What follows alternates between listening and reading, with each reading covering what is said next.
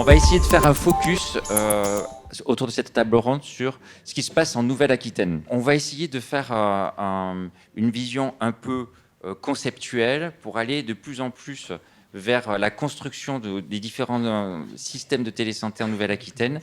Et on va rebondir sur deux exemples, des exemples qui sont compliqués, qui sont des exemples de téléréhabilitation. Donc en télésanté, on pense toujours aux consultations, aux téléexpertises. Là, on va parler de téléréhabilitation et vous allez voir, c'est pas simple. On commence avec Pierre. Alors, je vais peut-être me mettre là, comme ça. Est-ce que ça vous convient, ça? Pierre Mérigot. Donc, les gérontopoles, tout le monde ne connaît pas les gérontopoles.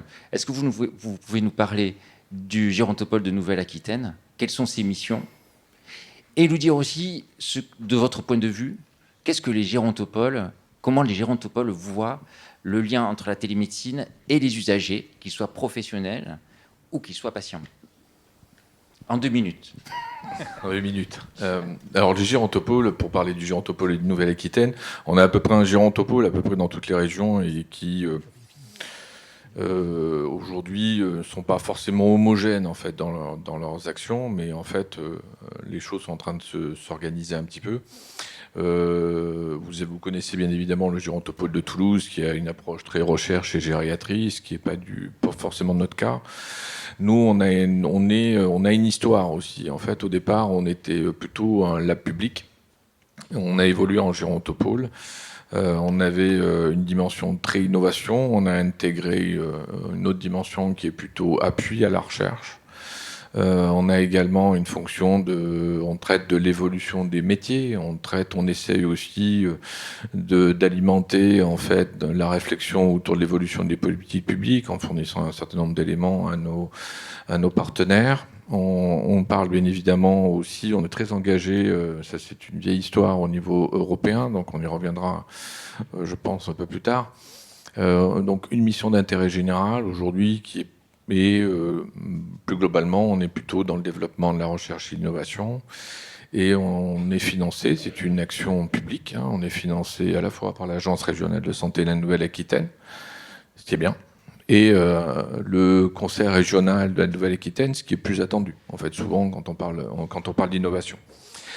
Alors, pour le pôle innovation que je dirige, la mission, elle est, je la résumerai ainsi, nous, c'est plutôt des métiers assez séduisants, parce qu'en fait, nous, on est là pour un peu réfléchir, si vous voulez, à l'évolution ou au futur du parcours de la personne âgée en particulier. Nous, on adresse spécifiquement les personnes âgées, et on essaie de le faire, j'y reviendrai un peu plus tard, aussi en encourageant aussi dans le partenariat public-privé usagé. Ça, c'est notre genèse. On est labellisé par l'Europe pour ce qui concerne notre approche de l'innovation. Donc on est Living Lab. Et c'est la Commission européenne en fait, qui nous a décerné ce label il y a déjà un peu plus de 10 ans, justement, qui justement vient récompenser la pratique qui est la nôtre, c'est-à-dire d'intégrer dans tout ce que l'on peut engager en termes de projets, les professionnels de santé et les usagers. Enfin, nous, on considère que les usagers, ce sont les bénéficiaires, les aidants, ceux qui les accompagnent, et les professionnels, ceux qu'on équipe dans l'objectif d'améliorer la qualité de vie des personnes, etc. Et pour ce qui concerne, et donc on s'est intéressé bien évidemment à la question de l'usage du numérique. Hein. Alors il y a beaucoup de lieux communs dès qu'on parle de la personne âgée et du numérique. Bon, nous, ça nous intéresse pas trop. On s'est du coup plus concentré effectivement sur ce qu'était finalement ce que pensaient les personnes âgées finalement et les professionnels qui les entourent, déjà de ce que pouvait être le bénéfice en fait du numérique. Et en fait, on arrive à des choses assez simples, et je dirais même plutôt connues, à savoir que le bénéfice perçu, même quand on n'utilise pas un dispositif numérique, il est à peu près de 3 ordres. Le premier, c'est les personnes en fait qu'elles voient, c'est la capacité du numérique finalement à se permettre de se sentir en sécurité. Le deuxième point, c'est effectivement, bien évidemment, le maintien en bonne santé. Et le troisième point qui est finalement cette capacité à nous peut-être redonner de l'autonomie, en tout cas pour les personnes âgées, ce que peut-être on pourrait traduire un peu en empowerment, mais c'est intéressant en fait que ces 3 points effectivement soient assez ressortis de un peu on va dire une enquête qu'on a fait qui n'a pas valeur d'étude, hein, je dis tout de suite, plutôt proche du sondage que de l'étude, hein, mais n'empêche que c'était intéressant. Et après on s'est intéressé aussi au-delà du bénéfice, finalement où étaient les priorités de ces usagers, personnes âgées, professionnels, aidants, finalement dès qu'on les interrogeait sur les questions du numérique.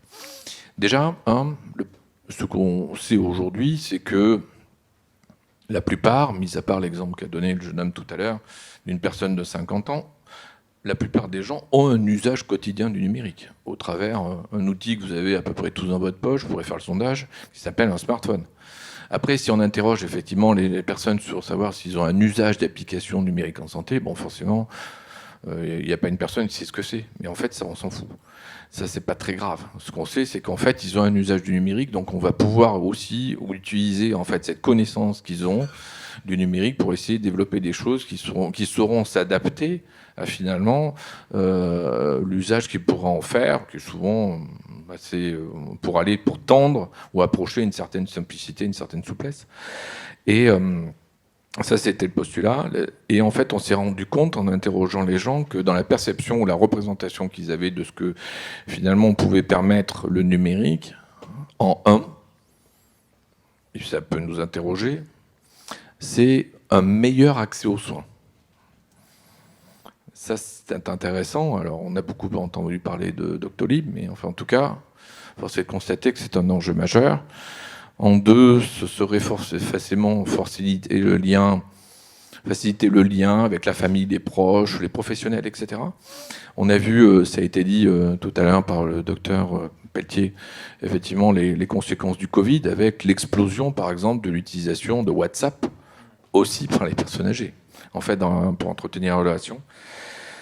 Et après, on a aussi trouvé dans les priorités, en fait, m'aider dans la gestion administrative de ma santé.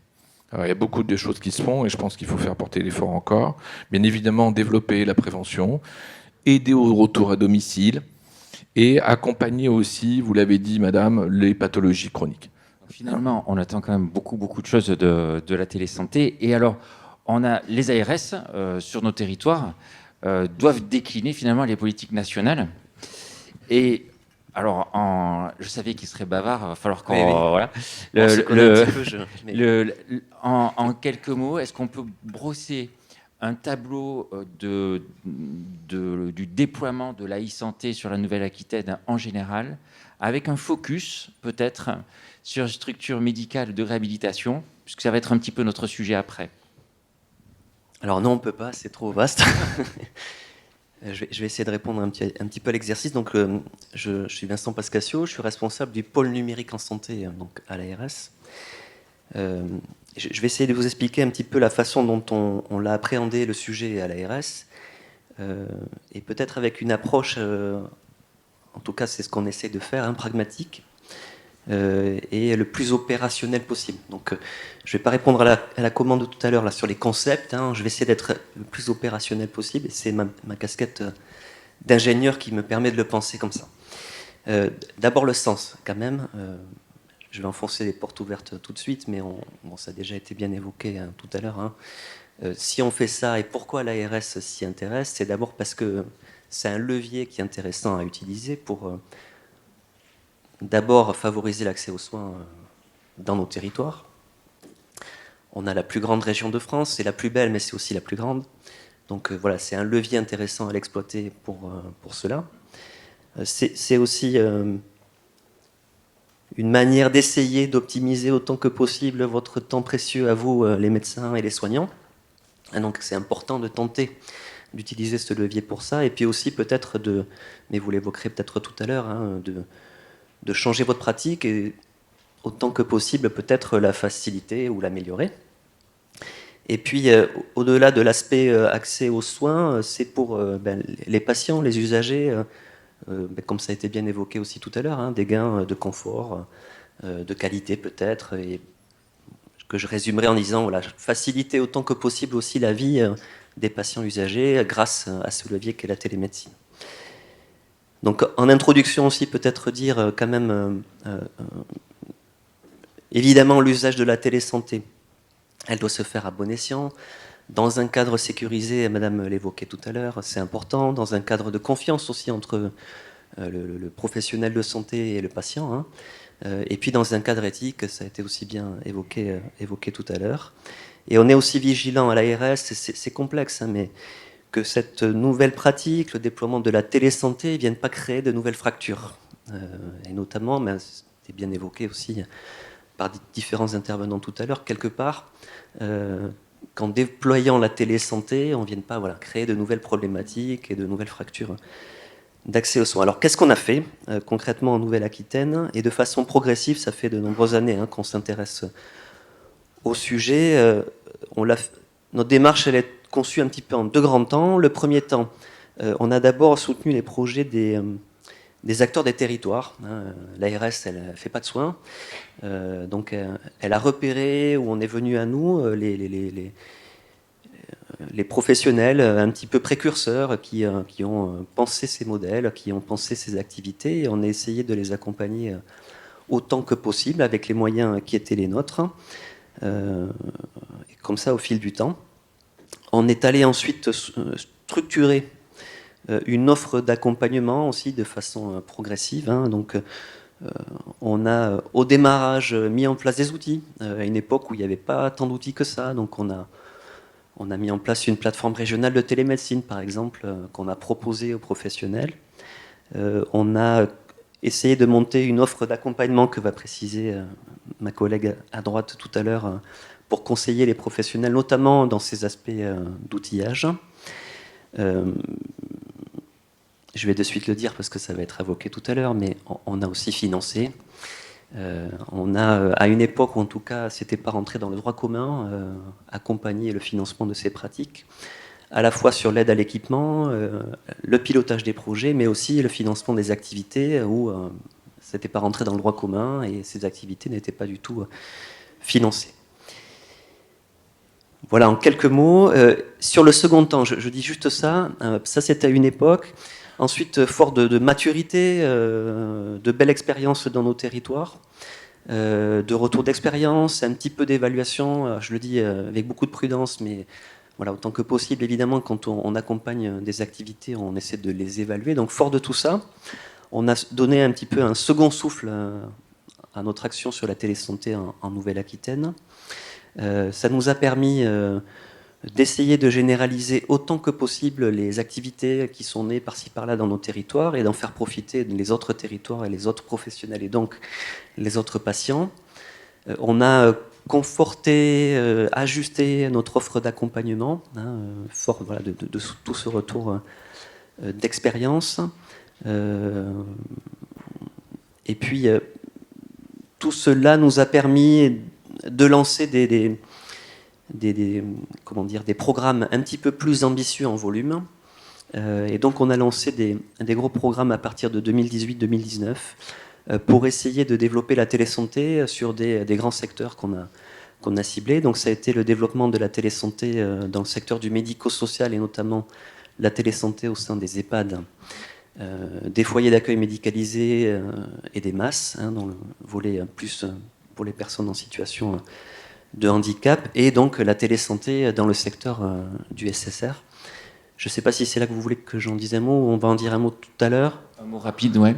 Un mot très rapide. Donc là aussi, dans notre esprit, vraiment d'être au plus près des acteurs, en proximité. C'est vraiment notre ADN, et je pense que ma collègue tout à l'heure va aussi vous l'expliquer. On est parti d'expérimentations qui ont été lancées en Nouvelle-Aquitaine, dans 4 territoires, et puis de ce qu'on a vécu collectivement avec le Covid, et de ce que vous avez, vous, inventé, imaginé, la façon dont vous avez innové, vous, les professionnels de santé, les médecins, les infirmiers, à cette période un petit peu dingue, en inventant un nouveau suivi des patients, forcément à distance, du fait de cette situation.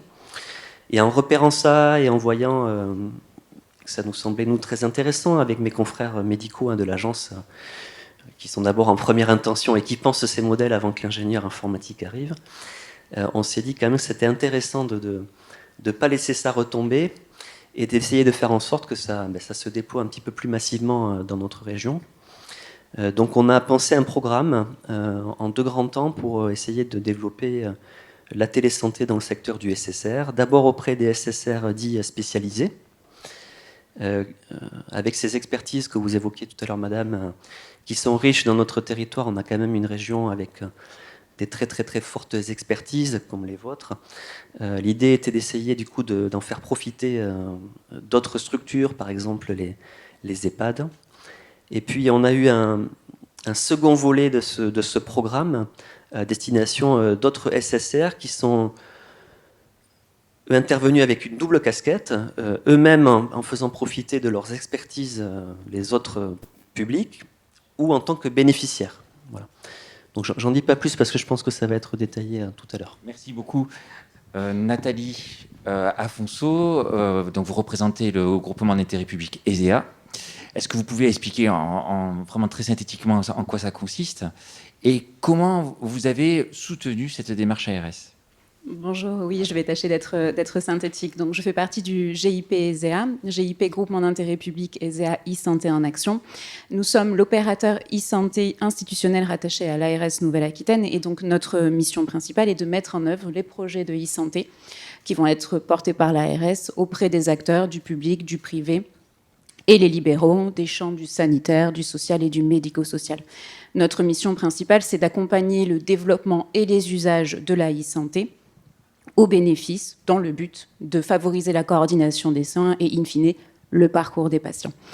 Dans le cadre du projet de télésanté en SSR, nous avons été au plus près des SSR qui ont été accompagnés en 2 phases, donc, comme le précisait M. Vincent Pascasio. La première phase sur les SSR spécialisés et la deuxième phase sur qui a lieu tout juste, les SSR PAPD polyvalents, en mettant à disposition des professionnels une méthodologie d'accompagnement au changement.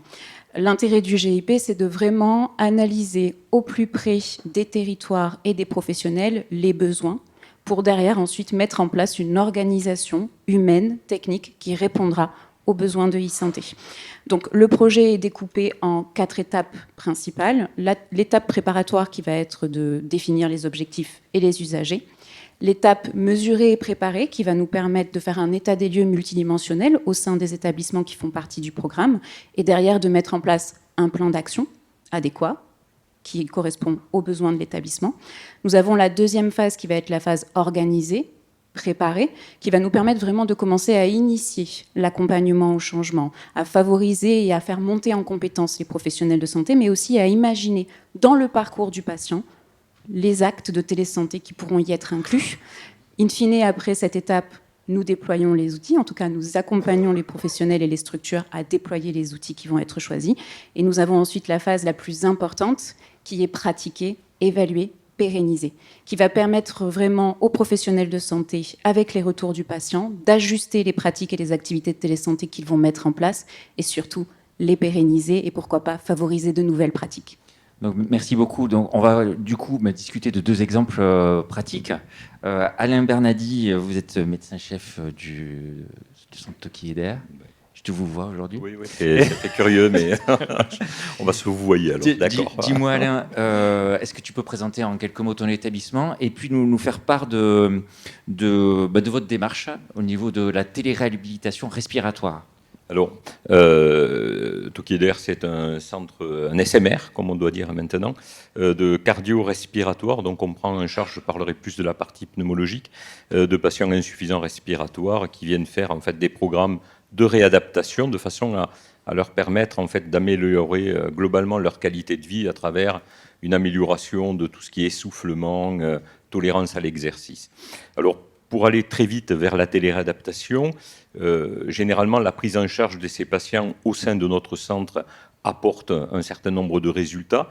Et la question qu'on se pose depuis maintenant plusieurs décennies, c'est comment maintenir ces résultats lorsque le patient sort et regagne son domicile. Et là, il y a évidemment les offres de ville, la kinésithérapie, les associations, tout ce qui peut être développé en activité physique, par exemple, au sein des différentes structures qui peuvent exister. Mais on sait très bien que c'est très inhomogène, en fait, sur notre territoire. Et donc, il fallait essayer de trouver un système, en fait, qui permette à tout le monde d'avoir accès à ce maintien d'acquis. Alors très vite, on avait déjà pensé la télé-réadaptation. C'est vrai que la Covid a accéléré très nettement les choses. Pourquoi ? Parce qu'on a eu un recrutement aussi dans cette période-là qui était extra-régional et qu'on se devait aussi d'accompagner ces gens-là à l'extérieur. Alors, donc voilà, et très vite arrivée cette idée de télé-réadaptation avec d'abord un souhait d'évaluer la faisabilité de cette technique et la deuxième chose, un souhait d'évaluer les résultats de cette technique. Donc on a opté pour un système canadien, parce que les Canadiens avaient déjà développé ce système-là depuis longtemps, qui est un système qui était sécurisé, qui est avec l'université de Sherbrooke au Canada, qui nous a permis, donc qui nous a donné accès à ce serveur, et on a eu un élément moteur dans le service, qui est Mathieu Pourteau, qui est un de nos éducateurs sportifs, qui n'est pas là aujourd'hui, qui est spécialisé en APA, et qui vraiment s'est franchement impliqué dans tout ça, dans l'organisation, dans le contenu des programmes, et sur une faisabilité d'une trentaine de patients initiales, qui maintenant date d'un peu plus de 18 mois, on s'est rendu compte qu'on avait très peu d'abandon de ce système-là. On a moins de 10% de gens qui abandonnent le programme qui est fixé. Alors, on n'a pas un programme ad vitam aeternam, on a un programme de participation avec un kiné et un STAPS qui permettent de maintenir des activités kiné et de l'activité d'éducation sportive sur 6 semaines. Et donc, notre volonté, c'est d'accompagner les gens au domicile. Et notre objectif principal reste bien sûr leur autonomisation. Et donc, les résultats sont très favorables, ce qui fait que nous continuons à développer. Ça ne se substitue pas à ce qui est fait en ville. Ça, c'est très important parce qu'on n'a pas à se substituer, par exemple, à la kinésithérapie de ville. On vient simplement en accompagnement. Je crois que d'une part, ça rassure un peu le patient et ça lui permet d'avoir accès, en fait, souvent on a des questions qui reviennent un peu quand le retour se fait vers le domicile et donc ils ont ce contact un peu privilégié pendant 6 semaines. Tu confirmes que finalement le fait d'avoir un acteur complètement impliqué est un gage de réussite. Parce que si tu n'avais pas eu Mathieu, ça aurait été quand même Si nous, on n'a pas Mathieu Pourteau, le projet reste probablement à la base. Il y a beaucoup de freins, je ne sais pas si on en sera amené à en parler, mais dans le développement de tout ça. Et donc, oui, il faut absolument, entre guillemets, un vecteur qui accompagne tout ça et qui le suit, qui s'implique, qui est capable d'attirer les gens vers ce système. Vincent, quand vous avez vu ces programmes fleurir de téléréhabilitation, est-ce que c'était ce à quoi vous vous attendiez quand l'ARS a incité les SMR à faire de la télésanté? Est-ce que vous attendiez à voir fleurir ce type de programme ou est-ce que vous vous attendiez à avoir de la téléconsulte, de la téléexpertise, un peu comme c'était déployé ailleurs en fait, mais pas encore en SMR? Alors oui et non. Oui, parce qu'on savait bien notre intention, quand on lance ces programmes, c'est justement de ne pas cadrer et de laisser aussi le champ du possible aux différents professionnels. Et c'est vous qui pratiquez, c'est pas l'ARS. Donc c'est important quelque part que vous vous empariez du concept et que vous le mettiez en œuvre en fonction de vos besoins, de vos problématiques et de votre vision. Donc ça ne nous a pas surpris en même temps parce qu'on voyait bien que c'était dans le champ du possible et des choses qui pouvaient être mises en œuvre, des choses qu'on avait repérées dans les pratiques pendant le Covid. Mais c'est aussi développer des choses peut-être un petit peu plus classiques que vous avez citées, bien sûr, la téléconsultation, la télésurveillance, la téléexpertise. Donc dans le programme qu'on a accompagné, l'idée était de quelque part inciter les SSR qui s'y sont engagés à minima essayer d'identifier 3 parcours qu'ils allaient développer dans le cadre de ce programme. Certains sont allés beaucoup plus loin, on est allé jusqu'à une 20aine de parcours dans certains projets. C'est très ambitieux, ils ne sont pas tout à fait encore là en termes de réalisation, mais c'est pas grave, c'est important d'identifier déjà le champ des possibles et quelque part le besoin, et puis petit à petit essayer de le mettre en œuvre dans un format qui me semble moins intéressant.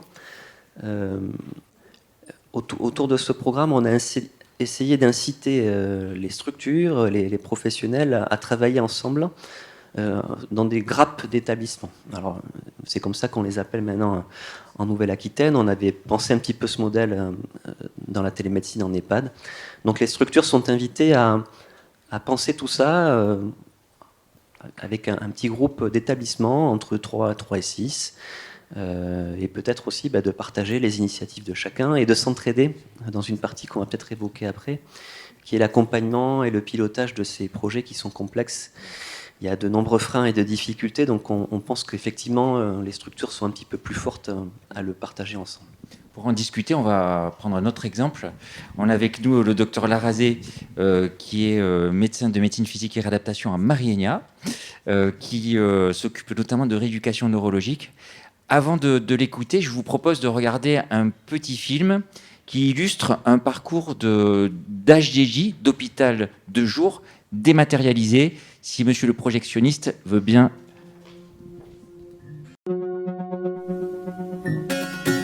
Le numérique investit la santé. Tous nos parcours de soins peuvent être revisités par les nouvelles technologies de l'information.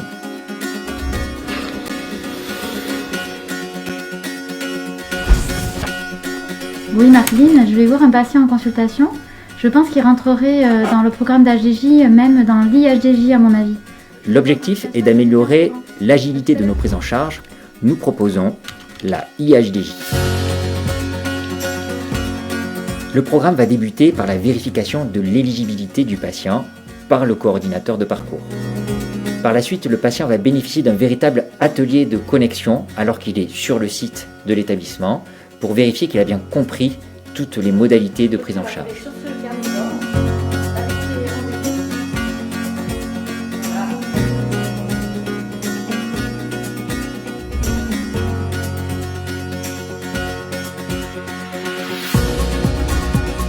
Le patient va ainsi pouvoir véritablement débuter son programme dématérialisé à domicile, soit en prise en charge individuelle, soit en prise en charge collective, en lien avec le thérapeute qui est sur le site de l'établissement.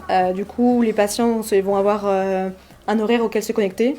Et du coup, en fait, c'est comme un rendez-vous, on va dire libéral ou ici, sauf qu'en fait, au lieu d'aller au cabinet ou d'aller en centre de rééducation, il faut qu'ils se connectent devant leur ordinateur, devant leur smartphone, devant leur outil, quoi.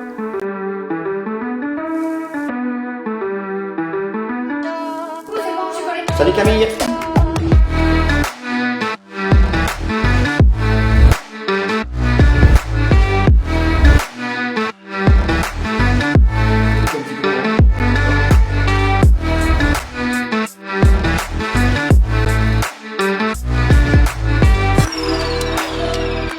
La IHDJ est une modalité complémentaire de prise en charge numérique qui va accompagner le patient à domicile dans son éducation thérapeutique.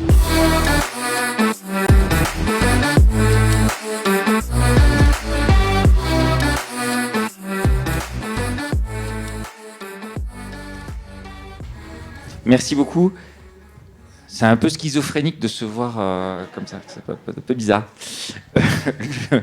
Donc, on va donner la parole à Sophie. Sophie, donc, tu as utilisé ce programme IHDJ dans un programme un peu plus particulier et identifié. En fait, on nous a proposé d'intégrer l'outil de rééducation numérique au moment où on a établi avec l'équipe de rééducation d'HDJ un nouveau programme de rééducation au sein de la clinique qui prenait en charge des patients atteints d'une sclérose en plaques, mais en phase débutante de sclérose en plaques, des patients plutôt jeunes. Et l'objectif du projet de rééducation, c'était essentiellement d'apprendre à mieux gérer la fatigue, qui est un des symptômes les plus gênants dans la maladie, par l'activité physique. Et donc, ça nous a semblé du coup intéressant de partir sur l'utilisation de cet outil, mais en complément de la prise en charge d'HDJ. L'objectif, c'était plutôt de pouvoir suivre un peu comme à Toki, de pouvoir suivre les patients à la sortie de l'HDJ. Donc, ils font 4 semaines de rééducation d'HDJ et on embraye sur 3 semaines en distanciel. Donc, les patients sont à domicile, ils sont suivis avec 2 séances par semaine par les thérapeutes. Ça permettait de les rendre plus acteurs de leur prise en charge, de pouvoir les rendre plus plus impliqués dans l'entretien physique à la sortie et pouvoir mieux adapter les activités physiques dans leur routine du quotidien. Et alors, là, on est juste entre nous, Sophie, que tous les deux. Est-ce que, comme ça, tu avais envie de sauter à fond dans la téléréhabilitation? Non, pas tout à fait quand même. C'est vrai que ça nous a... voilà, on s'est dit, c'est le moment de le faire, mais on était un peu tous avec le frein à main quand même. Mais parce qu'on avait quand même pas mal de craintes, ça prend du temps. Et effectivement, voilà, sur les freins surtout qu'on a rencontrés, c'était ça, se connecter, créer les comptes des patients, les rééducateurs pourront témoigner. Ça leur prend beaucoup de temps, parfois plusieurs séances. Ça peut empiéter sur les séances quand les patients sont en HDJ. Et c'est l'un des freins numéro 1, c'est que créer, ça prend du temps. Et parfois, quand les gens, on a réussi à en faire avoir le compte, quand ils sortent à domicile, on a parfois des couacs. On leur demande vraiment de se connecter. On continue une prise en charge de groupe. Ils sont 4 semaines en groupe. Ils sont 3 semaines aussi en groupe à distance. Et parfois, on a 1, 2 patients, mais il nous en manque un toujours. Voilà. C'est toujours ça qui est difficile. Mais après, vraiment, le retour des patients sur l'outil, quand même, on en a vu l'intérêt vraiment sur vraiment l'implication du patient dans sa prise en charge. Ils en sont plutôt satisfaits. Alors du coup, Nathalie, on a vu 2 exemples là, de téléréhabilitation. Les équipes ont choisi des outils différents. Comment vous accompagnez vraiment les équipes en termes de choix d'outils?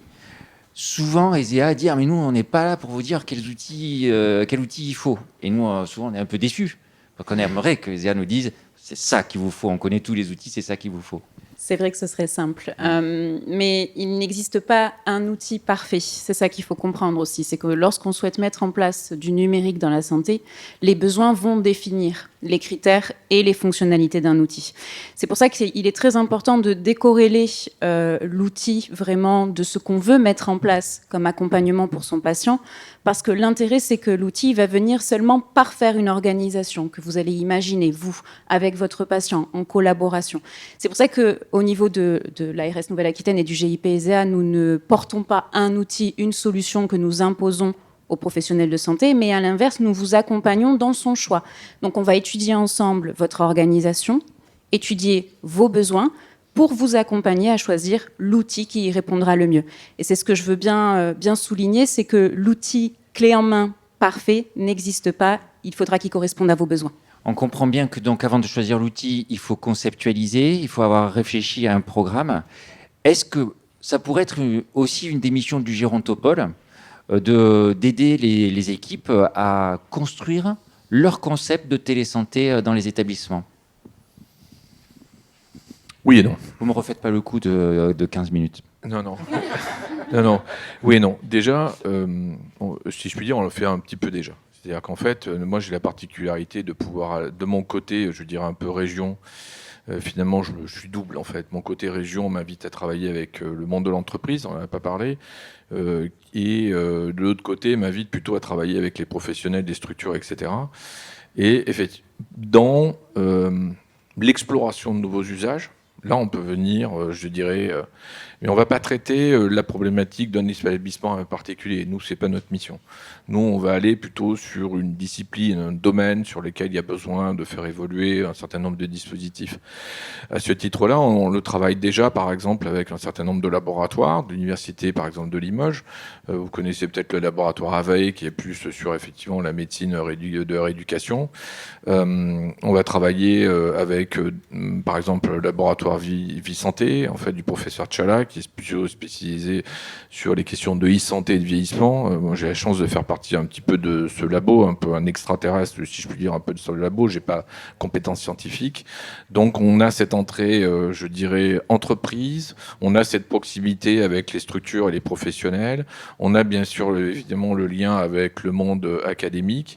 Et ce qu'on essaye de faire, effectivement, c'est de mettre un peu tout ça en musique avec, toujours, la participation des usagers eux-mêmes, qui est quand même un petit peu la condition qu'on s'est donnée. Donc vous avez vraiment cette mission de connecteur, en fait, c'est ça? On a cette mission vraiment d'intermédiation. Ouais, d'accord. Et avec l'objectif, vous l'avez dit, madame, tout à l'heure, d'expérimenter, d'évaluer. Alors nous, on est plutôt sur l'expérimentation d'usage. On ne va pas jusqu'à la clinique. Aujourd'hui, c'est pas notre sujet. Bon, on est proche quand même de ces sujets-là, mais on va sur l'expérimentation d'usage, on va sur l'évaluation, mais aussi, je tiens à le souligner, on est aussi dans l'exploration finalement, soit de nouveaux usages ou de l'évolution d'usages aujourd'hui existants. Intéressant. Alors, on a, Alain, on sait que c'est pas facile dans l'accompagnement au changement, même si on est accompagné, le changement, c'est quand même pas simple. Donc, comment tu as réussi à embarquer ton équipe? Est-ce que tu y es arrivé? Est-ce que tu as embarqué toute ton équipe? Est-ce que c'est finalement un focus d'équipe qui s'est engagé là-dedans? Est-ce que tu peux nous faire un petit retour là-dessus? Alors, je vais te faire un retour, mais tu m'accordes 2 minutes pour juste reprendre un peu les différents éléments. En fait, aujourd'hui, ce qui nous manque, c'est une certaine cohérence dans les outils qu'on utilise. On a développé la télé-réadaptation, ça marche très bien, on a envie d'aller plus loin. Sauf que finalement, on se dit, il faut de la télémédecine, il faut peut-être de la téléexpertise, Et là, on a une gamme d'outils qui deviennent très différents, avec des gestions administratives très différentes, avec parfois, on ne sait pas trop les prises en charge qui existent derrière. Et derrière tous ces outils, il y a obligatoirement une organisation de personnel qui est extrêmement importante. Et c'est là que je te rejoins, Michel, on a vraiment aujourd'hui besoin d'avoir une cohérence dans l'outil qu'on utilise, qui doit être polyvalent et qui doit nous permettre quand même de répondre finalement à l'ensemble des attentes, parce que les patients aujourd'hui, la télémédecine finalement, elle leur pose pas tellement de problèmes. Ils ont envie d'y aller, quoi. Ils sont rassurés. On a passé déjà les 24 mois qui font que. Donc aujourd'hui, les gens sont prêts, sauf que les outils tardent. Et ça, c'est un petit peu... Les gens sont prêts, mais les équipes. Alors les équipes, on va y venir tout de suite. Et les équipes, tu sais, c'est quand tu crées quelque chose, il faut toujours un temps d'adaptation. Alors il y a ceux qui sont hyper motivés d'entrée et dont on va perdre un certain nombre en cours de route. Et puis, il y a ceux qui viennent petit à petit. Ce qui est important, c'est d'avoir quelqu'un qui assure un peu la cohésion de tout ça. Nous, je te dis, on a la chance d'avoir Mathieu Pourteau qui effectivement a la main dessus et essaye d'entraîner des gens. Et dans les freins, tu sais, ils sont multiples et ils sont à tous les étages, parfois administratifs, parfois médicaux, parfois paramédicaux, et puis bien sûr parfois les patients. Donc, mais ce qui est très important, c'est d'avoir des objectifs, les moyens qui vont avec, et effectivement quelqu'un qui va faire un petit peu la cohésion de tout ça et qui va être un peu le moteur. Donc voilà. Alors on va recentrer le débat sur l'usager, Cathy. Donc, je remercie beaucoup Cathy d'être avec nous. C'est une des patientes du docteur Larazé qui a fait partie donc de son programme d'hospitalisation de jour complété de l'hospitalisation de jour dématérialisée, la IHDJ. Cathy, comment ça s'est passé ce programme? Comment vous l'avez vécu? Moi, finalement, quand j'entends depuis le début de la conférence, je me dis, moi, je ne veux pas ça derrière mon écran, en fait. Donc, merci d'avoir travaillé pour nous. Et effectivement, c'est bien parce que ça permet d'avoir une fin de prise en charge moins brutale, plus en douceur. Et du coup, c'est plus fluide et ça permet effectivement de conserver la motivation. Quand on est encadré, c'est simple de l'avoir. Quand on est en groupe, parce que c'est des séjours en groupe, on l'a toujours parce qu'il y a toujours un qui motive les autres. Mais quand on rentre à la maison, il suffit qu'on soit tout seul. On peut l'être un peu moins. Donc, le fait d'avoir 2 séances par semaine, qu'il faut quand même prendre au sérieux, parce que certes, c'est derrière un écran, mais du coup, ça reste du médical, en fait. Et donc, ça permet de faire les choses. C'est aussi un gain de temps. Je trouve qu'on n'en a pas encore parlé, mais c'est un gain de temps. Ça évite les embouteillages. Quand on est patient, on a un long protocole. C'est un détail, hein, mais on a un long protocole de médecin. Donc on a cette partie-là en moins.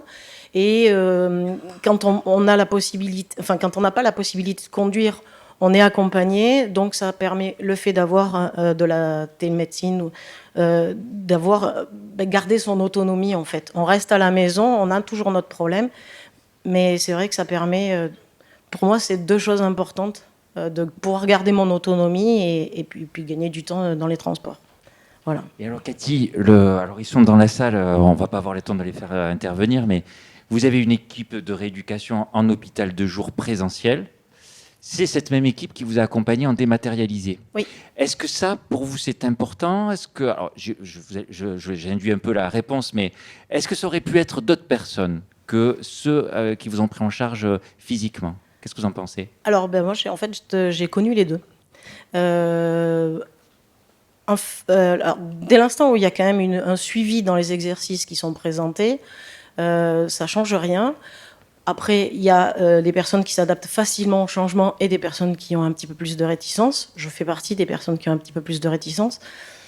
Donc, c'est 5 minutes d'adaptation. Le soignant prend le temps finalement de se présenter, de bien expliquer qu'il a conscience aussi, parce que lui ne connaît pas non plus. C'est-à-dire que nous, on doit s'adapter aux patients, mais le soignant doit s'adapter aussi aux nouveaux patients qu'il ne connaît pas. Donc, c'est un échange. Voilà, mais les exercices sont les mêmes et à la fois différents. Enfin, l'objectif est le même, mais à la fois différent parce qu'il est adapté à l'environnement du domicile. Et donc, on ne peut pas forcément tout faire. On n'a pas les mêmes machines. Et donc, ça nous montre qu'on peut faire des exercices à la maison sans forcément avoir tout l'équipement médical. Bon, merci beaucoup, Cathy. Sophie, Alain, moi je voulais vraiment vous féliciter pour ces démarches parce que c'est difficile pour essayer d'en faire de mon côté. Je sais que c'est très dur. Je voudrais vraiment qu'on se focalise sur les difficultés pures et comment vous voyez les choses. Quels sont les vrais obstacles à la multiplication de ces usages pour envoyer cette information aussi à l'ARS et voir s'ils ont la même analyse, ARS et ESEA, hein, est-ce qu'ils ont la même analyse des difficultés? Alors, nous, vraiment, les difficultés, elles sont doubles. Il y a les difficultés quand même de connexion, de création qui prennent du temps au moment où les patients sont présents chez nous. Et après, une fois que les patients sont rentrés à la maison, là, on se heurte aussi à une autre difficulté. On a des patients comme Cathy, mais on a d'autres patients qui repartent aussi vers la vie active avec leur vie familiale. Et les horaires actuellement qu'on peut proposer sur des rééducations synchrones d'IHDJ, elles ne coïncident pas forcément avec leur rythme de vie. Et donc là, actuellement, c'est de 16 à 17 2 fois par semaine. Et donc, on a pu perdre des patients à cause de ça. Donc, on réfléchit à d'autres façons de rééducation asynchrone, toujours en étant à la maison, mais on va perdre... Ce qui est important aussi, comme le disait Cathy, c'est l'effet groupe qu'on risque de perdre avec cette autre prise en charge. Donc, tout n'est pas parfait. Il y a plein de choses bonnes à prendre, mais c'est vrai qu'on aimerait avoir une simplification de l'outil et pouvoir... alors, cet outil-là nous permet aussi d'analyser le patient aussi à distance, repasser les questionnaires. Ça, c'est hyper intéressant. Mais c'est vrai qu'on a besoin d'un outil qui ferait tout, quoi. C'est ça. Alain ?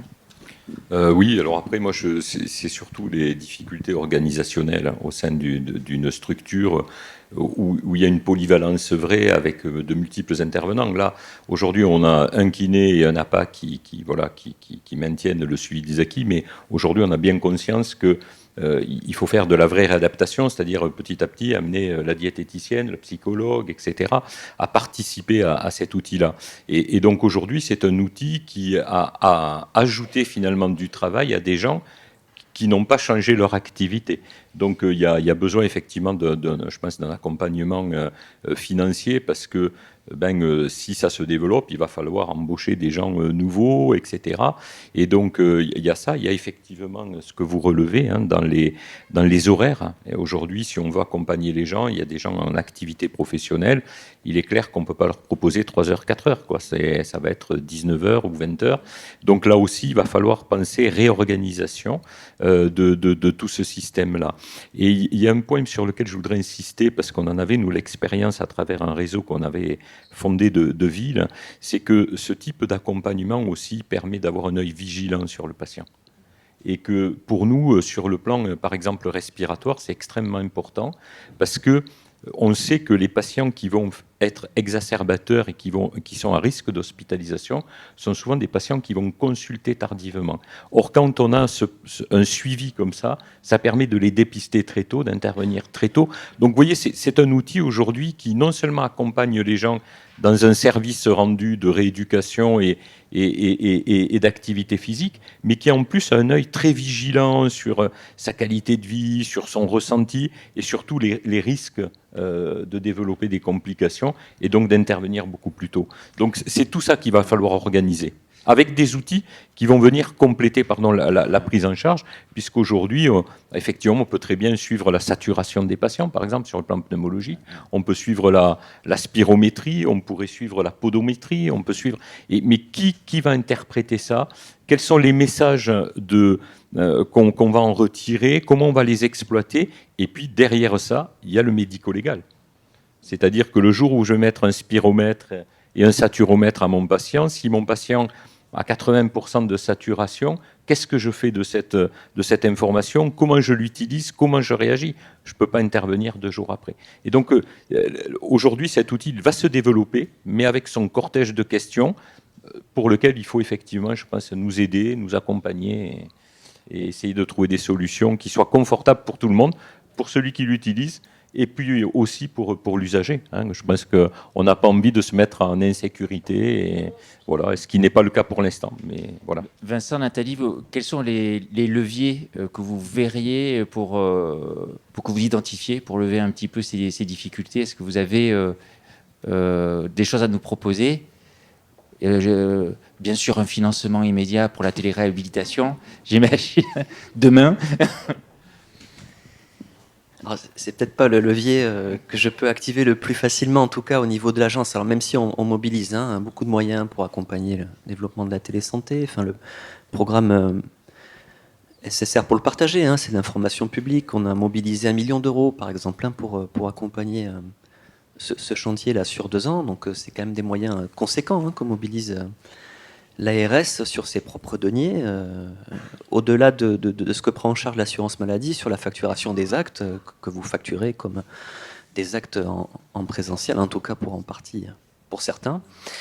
On va bien sûr continuer à accompagner ça. Après, il faut aussi qu'on fasse en sorte que ces pratiques elles deviennent des pratiques habituelles, courantes, qu'elles rentrent dans votre panel en fait d'outils que vous avez, vous, professionnels, au quotidien. Donc quelque part, il faut aussi qu'on arrive à penser à modèles qui justement tiennent compte de ça et qu'on ne soit pas que sur des financements un petit peu atypiques et particuliers, et notamment des financements de l'ARS. Donc c'est un job collectif en fait, parce que évidemment l'agence elle a pas forcément la main sur ça.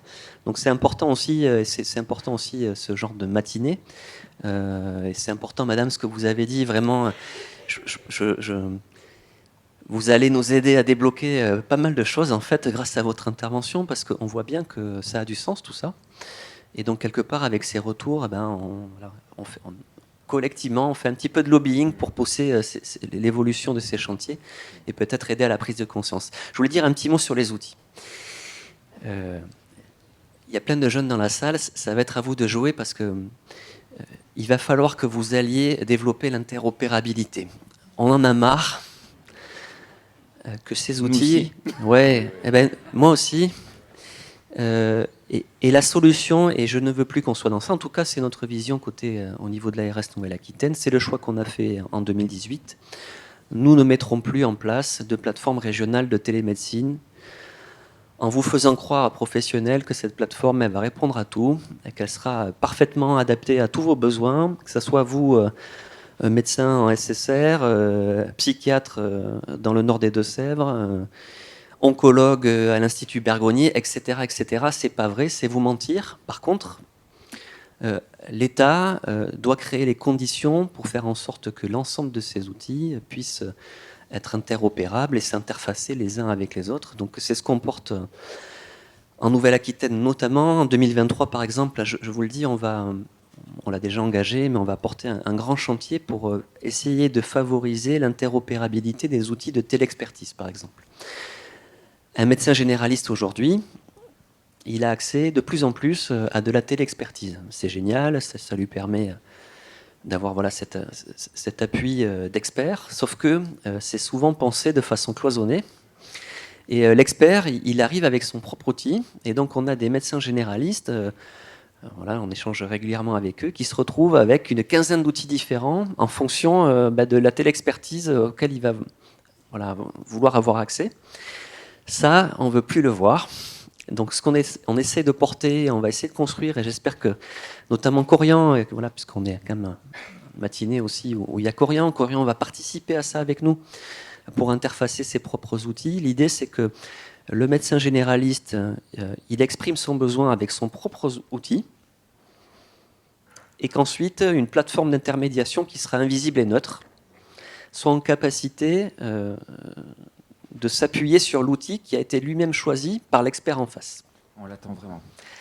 Donc on compte sur vous pour y participer. C'est un projet qu'on a activé. On est suivi par toutes les régions de France parce que le besoin, évidemment, il n'est pas que chez nous, il est partout. Mais on a aussi besoin de vous professionnels pour adapter cet outil-là à vos besoins. Et puis peut-être les groupes, les établissements de santé pour contribuer à ce travail qui va être conséquent. En tout cas, c'est vraiment très encourageant. Pierre, pour conclure un peu cette table, on aimerait avoir un peu une perspective européenne. Oui. Donc, là, il paraît que les chefs attendent. Et moi, j'aime pas faire attendre les chefs. Hein. C'est dangereux. Donc, juste en quelques mots, la perspective européenne. En fait, le Gérontopole Nouvelle-Aquitaine a quand même plein de liens avec les autres pays d'Europe, notamment l'Espagne, mais pas que.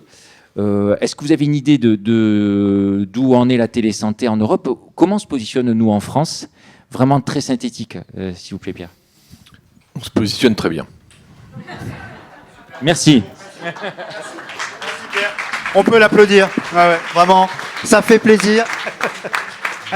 Alors, on vous applaudit tous. Juste un dernier mot, Serge.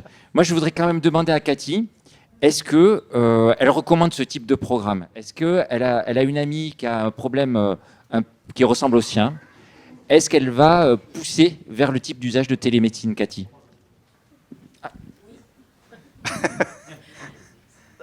Moi, j'en ai profité à 2 reprises. Et la deuxième, c'était assez soudain. Et c'est vrai que ça a été mon premier réflexe, en fait.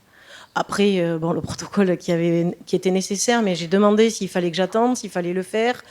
J'étais assez perdue. Et c'est vrai que c'est quand même très bien. Ça permet de se rendre compte qu'on peut faire certaines choses. En fait, nous, on ne sait plus où sont nos limites avec notre nouvelle situation de santé.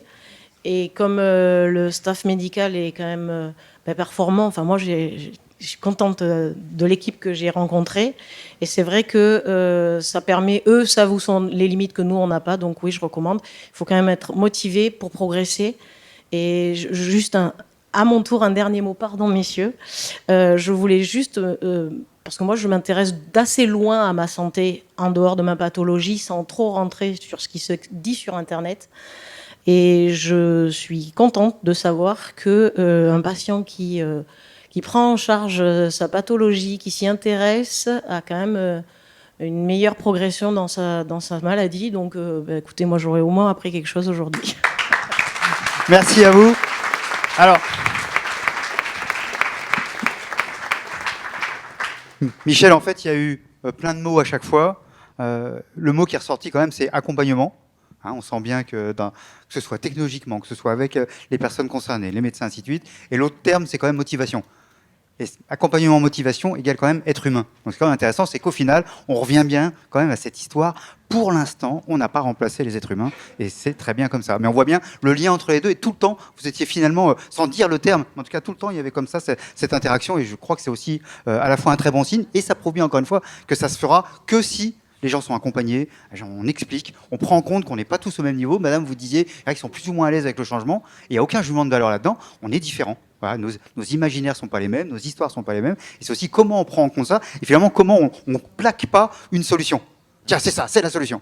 Non, t'en sais rien si c'est la solution. Et justement, comment on fait? Après, il y a des mots très chics, hein, interopérabilité et tout ça, mais à un moment donné, c'est très concrètement comment on fait ensemble. Et là, du coup, on a besoin, en effet, ces histoires de connectique et tout ça. Mais derrière tout ça, c'est encore une fois écouter les personnes, les patients, comme les acteurs du soin. Alors, là, on était dans la e-santé. On ne va pas passer tout de suite à la e-cuisine. On va passer à la vraie cuisine. C'est qu'à un moment donné, c'est vachement bien la télécuisine, mais c'est quand même pas mal de manger pour de vrai. Donc voilà. Donc on vous propose, messieurs, de prendre place.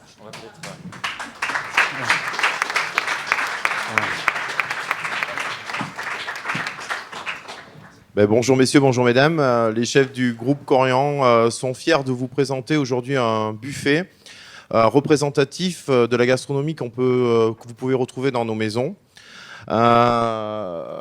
Vous allez voir à l'écran une recette de madeleine soupir d'enfance qui a été créée, alors elle va arriver, je ne sais pas si elle est passée ou pas, qui a été créée pour la journée Alzheimer. C'est une madeleine avec tous les traceurs souvenirs, en fait, le caramel, la meringue, la madeleine. Voilà, vous avez quelques réalisations aussi, des éclairs et des tartes aux fraises qu'on fait. C'est vraiment typique de nos marqueurs, fait maison, produits frais, en grande majorité produits français. Vous allez retrouver aussi les enrobés gourmands. C'est une texture que nous sommes en cours de déploiement sur beaucoup de nos établissements, qui a pour but de redonner l'appétit à des gens qui ont des problèmes de déglutition, bien entendu sous contrôle médical. On vous a présenté un plat typique du Pays Basque, puisque ça va être un gâteau basque qui a été décliné en enrobé gourmand. On se tiendra à votre disposition derrière le buffet afin de répondre à vos questions éventuelles. Vous retrouverez une terrine de légumes aussi. Cette terrine de légumes est servie à l'heure où on se parle dans nos résidences aussi. Donc voilà, c'est vraiment ce que nous réalisons et c'est vraiment ce qu'on a envie de partager avec les gens, le plaisir, le goût et puis le bonheur en fait, puisque voilà, la cuisine c'est l'échange, c'est du bonheur, c'est de l'envie. Donc voilà, on se tient à votre disposition derrière le buffet. Merci beaucoup. Alors, vous pouvez applaudir, mais que les choses soient claires, ça va pas être tout de suite. Là, il y a une pause où ça sera un truc plus simple. Ça sera plus light, oui. Voilà, ça sera plus light. Et ensuite, il y a la troisième table ronde. Et après seulement, il y aura tout ça. Et deuxième élément, je tiens à le dire pour tous ceux à qui parfois on dit « Dis donc, tu commences à prendre du poids et tout ». Non, je suis un enrobé gourmand. Non, c'est pas vrai, regardez. Non, mais regardez. Je suis un enrobé gourmand. Ben voilà, c'est quand même autre chose, quoi. Donc voilà, donc la notion d'enrobé gourmand est quand même... T'es sorti hier soir avec l'enrobé gourmand? Ouais, c'était pas mal. Voilà. Et ben super, merci à vous. Merci à tous, bonne journée, bonne dégustation.